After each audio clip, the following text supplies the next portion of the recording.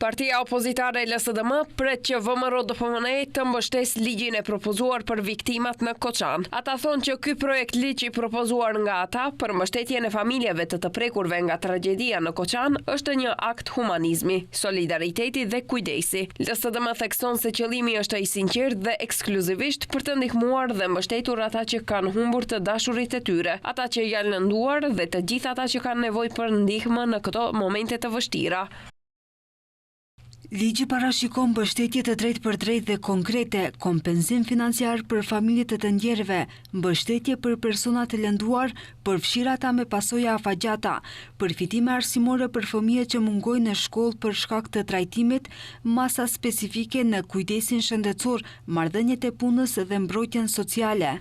Tutje, ata deklaruan se po i njëjti ligj mbulon edhe familjet e prekura nga tragjeditë e mëparshme në Tetov, Llaskars dhe Besatrans, me qëllim që të vendoset institucionalisht një marrëdhënie e drejtë dhe humane kujdesi për viktimat dhe familjet e tyre. Sipas LSDM-s, këto janë zgjedhje të vështira ligjore, jo për pikë politike, por për të mbështetur ata që kanë nevojë. Përkundër faktit që kjo nuk mund të shërojë dhimbje ndërmuese, ata theksuan se është vetëm një shprehje minimale e solidaritetit dhe një sinjal se shteti qëndron pranë qytetarëve të tij në momentet më të vështira. LSDM beson se kur bëhet fjalë për solidaritet dhe kujdes njerëzor, nuk duhet të ketë dallime partijake. Ndaj dhe për këtë arsye u bë në thirrje deputetëve të VMRO-DPMNE-s që të rishqyrtojnë qëndrimet e tyre dhe të mbështesin këtë ligj. LSDM është e gatshme të pranojë propozime nga VMRO-DPMNE për modifikimin e zgjedhjes ligjore, për të arritur konsensus dhe për ta bërë atë një propozim të përbashkët.